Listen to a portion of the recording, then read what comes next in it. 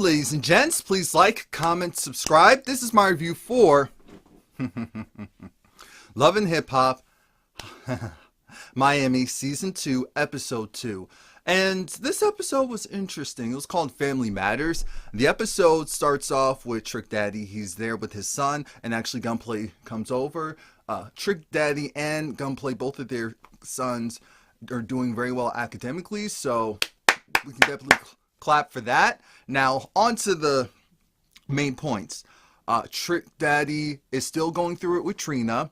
He's still having the issues of Trick Daddy wants to do his music and wants things to be done one way. Trina wants it to be done another way, and they're not meeting in the middle, even though Trina feels like she's compromising a lot. Trick Daddy feels like he's compromising a lot. This isn't going to work out. This isn't going to work out. Gunplay, he's still having the relationship issues, but he's going to move forward, and so do we.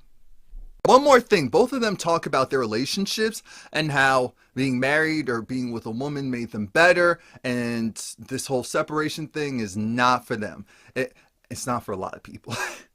Spectacular meets up with Ray J as well as, I believe, Lil Fizz, and Spectacular wants to go and figure out if he can see. Now it makes sense. Now it makes sense.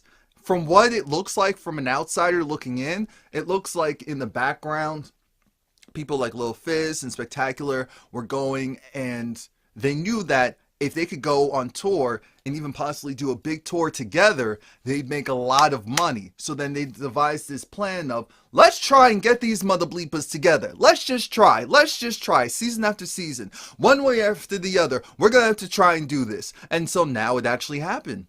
See how that works? Persistency. Now it's about if it'll work out. We don't know. But at least they got to the point of securing the bag. So there's that. And it sounds like Spectacular, his home life has been a mess ever since Pretty Ricky was dissolved. And so that's a big part of the reason why he actually wants to get them together. Because he has money. He has a company. It's doing very well. Pleasure P has money. He's doing very well. And so they really don't need to do this. They'll make a lot of money doing it, but they don't need to do this. But it's more so a matter of there's a bigger picture here. There's a lot of money. And hey, if our relationship kind of gets repaired, then cool. If not, it doesn't. So then we go and see that now it makes sense. I'm not calling Prince an opportunist, because I still don't feel that way. But now I can kind of see why people were saying, all right, Prince is hanging around Bobby in order to up his popularity. I don't believe that. I do not believe that. But I can see why people say that now, only because Prince wants to do music. He wants to do music, so you should be around people who are actually doing music. He's doing what he's supposed to do, so there's no issues there. The problem is that people definitely still say a lot of stuff on social media about Prince. I mean, whenever the show's around, because we're not going to say all these people are huge out here in these streets, aside Amara and some of the more established people, but definitely whenever the show's mentioned, they will talk about certain people and always talk about the same things that really shouldn't matter, even though I don't believe them. Jojo comes. Jojo comes because Jojo has an issue. She has an overlying issue with how she feels like Prince is an opportunist, and she feels like she knows she's not the only one saying that. And that's why she's still telling it to him. Prince gets very upset because he feels like, I'm actually I'm actually his friend. I get extra stuff put on top of my own situation because of that. And so for you to say I'm an opportunist, it's, it's very irritating, pisses me off. And he did get combative, but what happened next made no sense. Because I understand, and this is the issue, guys. We just have to, I already knew this, but a lot of other guys just need to accept that there's just certain things you can't do and can't get away with, especially now more than ever. To get on camera and to argue with a woman and for it to look very argumentative and make people feel uncomfortable, you're not going to win. You aren't. You're not going to win. You can talk, you can say your opinion, but once you raise that voice goes up an octave, once you get more animated, then people are going to look at you like, bruh, you need to, bruh, bruh, bruh, bruh, come on now. Come on now. The only way you can halfway get away with it is if you're in a relationship and you two are arguing, or if you're related. But aside from that, no. So then Jojo, now remember, Jojo's the one who, Prince was farther back, so Prince was not in her face, but he did come closer to her like, wait a minute, we're actually friends. We've known each other for years, so for almost like a decade nearly, and for you to go and just say this stuff now because of what, it makes no sense. So then she was like, bro, get out of my face, and she did push him. She pushed him, and that's what set him off. But then what happened next, I said, all right. And he goes on, he takes off his shirt, he goes outside, he's yelling, he's screaming, he's like, I went to jail, I don't know why people think that I'm just out here and they can just do what I said. Oh, Lord. Okay. All right. You lost the argument as soon as you lost control. That's how this whole thing works. Now, Miami Tip goes and visits her friend Chaotic. He's a rapper. We saw him in the last episode. And Chaotic, he's definitely a character in a good way. It's funny because he's probably like the same age I am. He's probably the same age I am. But he's there in the house with his sisters. His backstory is he's gotten shot 17 times. I said, oh God, 17. I stubbed my toe, and I'm irritated for a while. To get shot? Oh Lord. Apparently his older brother, who was really the original rapper of the family, if you'll say, he's in jail serving a 30-year sentence because of some street situations. And like I said, Chaotic seems really funny and cool. Miami Tip is getting her hair done by his sister, and she, I guess this is her way of officially ushering him into the group and onto the show. He's gonna fit in. He has a personality. He's gonna fit in. As long as the show doesn't overtake what he wants to do, rap, he's gonna fit in pretty well.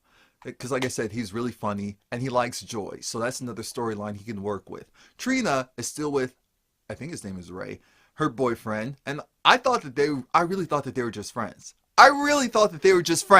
But it turns out that it's more. So big ups to Trina. I'm glad that she's happy. She actually does look happy. It doesn't look like she's just putting on. She looks like she's actually happy, which is great. Let's get the microphone out of there. But she's irritated with Trick, and he's just saying, just talk to him one more time. Because the thing is, she's putting forward her own work because the record label essentially said that they weren't gonna promote or put more effort behind this project. Why? There's nothing. She's not on the level, unfortunately, sales-wise, to where they can just go and do a full project and it be completely scrapped and the record label will be fine money-wise. No, that's not how that works there. Because I feel like Trina's independent. Now, Amara talks to Jojo, and I'm glad that she told Jojo that, Jojo, you weren't right for that. And what she's referring to is Jojo, because Jojo admits that she did push Prince. Prince was definitely rah-rah with the wrong one. So we can agree on that, but he definitely shouldn't have been pushed.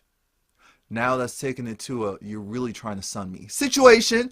But anywho, the main thing is that Jojo, it's not just the Prince issue. There are other things. She's also dealing with the fact that, okay, follow this. Apparently, during the Sister Talk segment, Jojo was having a conversation with Jessie Woo. Jessie Woo has an issue with Amara La Negra. Miami Tip also has an issue with Amara La Negra. Amara still has a problem with Bobby because even though Bobby apologized for saying that Amara's music is trash, which is not, I actually enjoy it. Music is trash. He apologized in a like backwards, half-handed apology, and she just doesn't want to deal with him because he's messy and he's a little too emotional for her, and she's making too much money. But she does want to talk to Jessie Woo because she feels like, why? Like, why are we having this issue? What did I personally do to you? Let's just dead this now. Fine.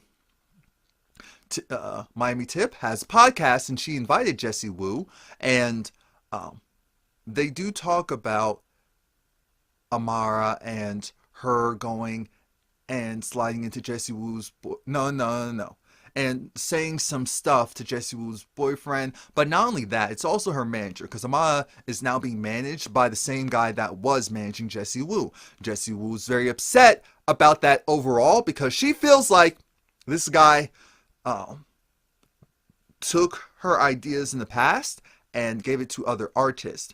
What I'm telling you is, so if he did that, why are you going and combining your original issue with Amara having to do with your boyfriend, along with the fact that she basically took the idea that you put out first, that your manager, I'm sure, gave to her and said, let's go and do this. I know how it should work. And he gave it to a bigger artist at this point and made it work.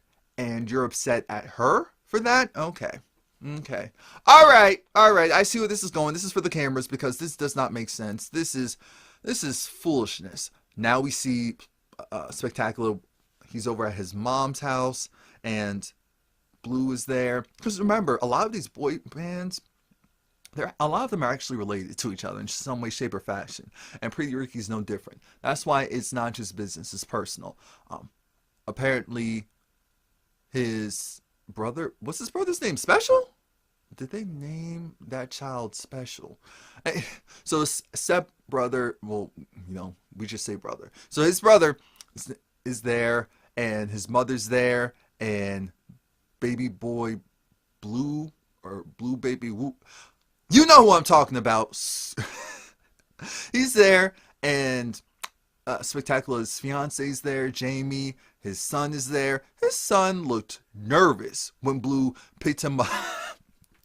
When I tell you, when Blue picked him up, that was a sight to see. Anyway, his mom's very upset because she feels like Pleasure moved to LA, left the family in disarray, and she's just hurt by that, but not by her son. She's hurt by the fiance. She feels like the fiance decided to go and do this, even though we know that Pleasure, he wanted to do this for himself and his Spectacular wanted to do this for himself and his family. But his mother still feels a certain way. They're not going to squash it there. Maybe they'll talk in the other room because they want the guys to talk. Spectacular says, let's just have one more meeting. Let's bring the group together. Let everyone talk. And if it doesn't work out, it doesn't work out. Because there's too much opportunity, not only money, but to bring... We are actually family. This is a bigger problem than just money. And thankfully, Blue agrees. So they're going to try it one more time. Now we see that they're at Chaotic's event, and Chaotic, he's performing. I said, okay, the sound sounds like what's current now, so good, cool.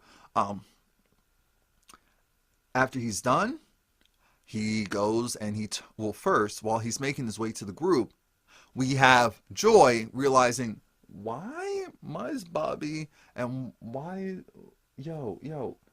Prince, why aren't you two talking? And so Prince and Bobby, they have a halfway come to Jesus moment.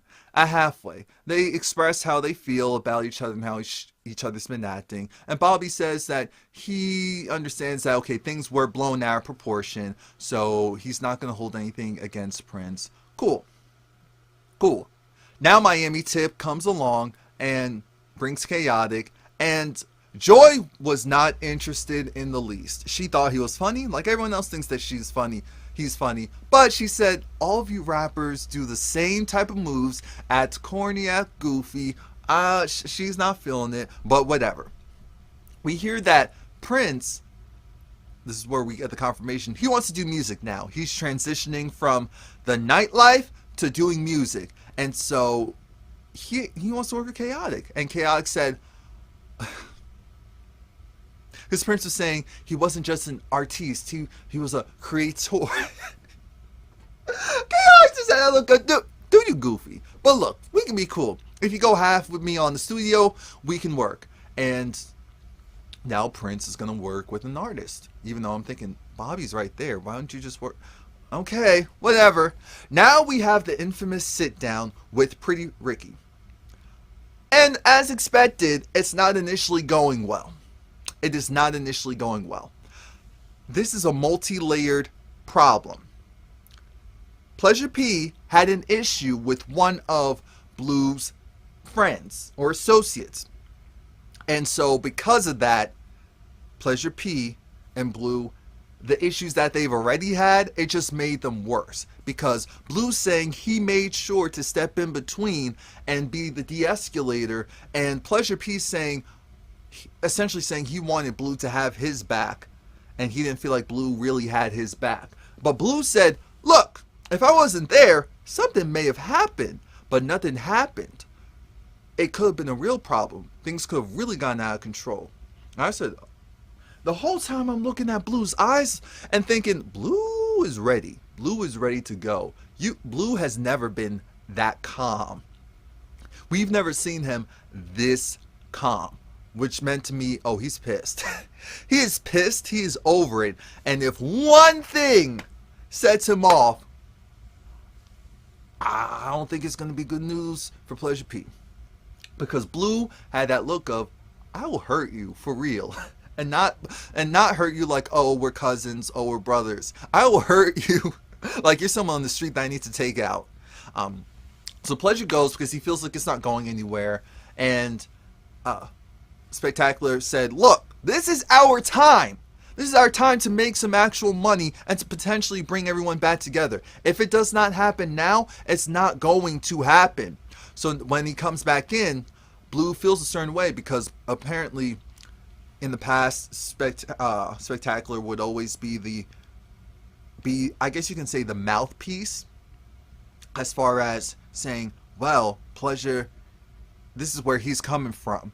And Blue's like, I don't want to talk to you in order to hear from him. That doesn't make any sense. And even though I do agree with that, if you're not on good footing, you do need a mediator. And it does sound like Blue has control issues. It does sound like he wants everything to be done a certain way, because even though he was complaining last season that he felt so stressed and overworked, it sounds like he partially put that on himself because he wanted it, like I said, to be done a certain way. I don't know who's the oldest in the group or not, but we're just going to move forward. They're going to agree to try and make this thing work, which we see that they are attempting to do with the Millennium Tour. Now, Trick Daddy and Trina have a sit down, and this sit down doesn't go anywhere. And I'm just speeding it up because essentially what happens is Trick Daddy was distracted. He was talking to everyone that was coming around. He wasn't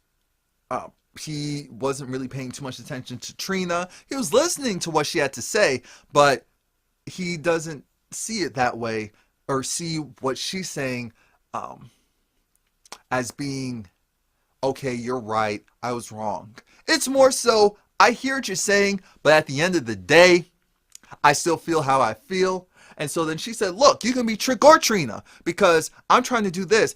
Yes, the first two records were more singing melodic, let's say girly records, but we needed that. We need to build some traction. We need to build some traction.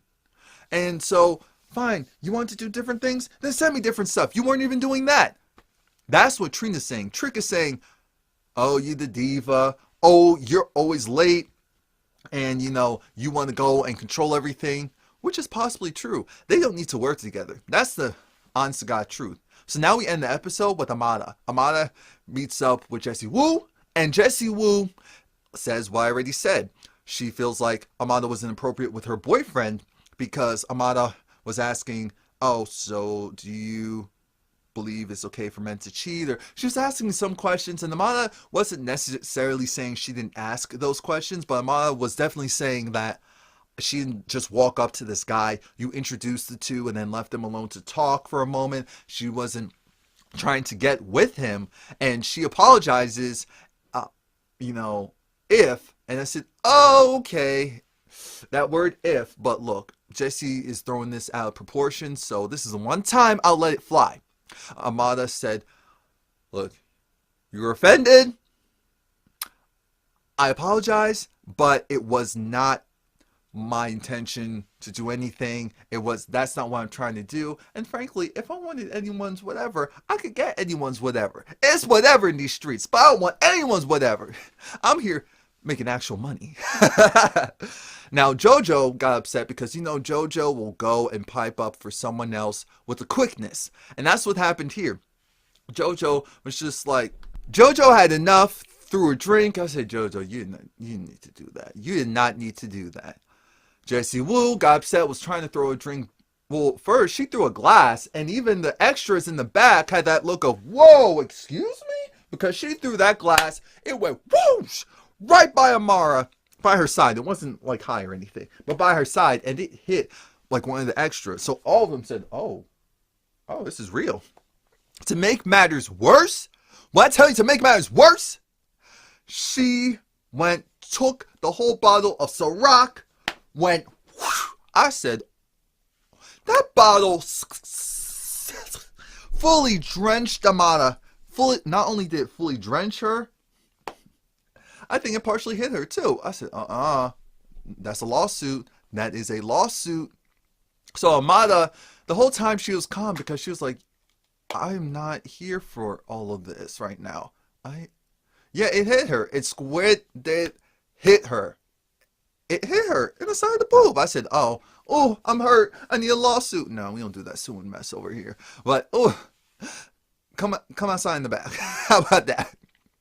Amanda was over it because she was just looking at her friend like, girl, you started this, and now I had to get splashed. Like, this is what happens when you try to be the calm one. Yeah, sometimes it is. So that's it. Please like, comment, subscribe. Come back next week. Mess.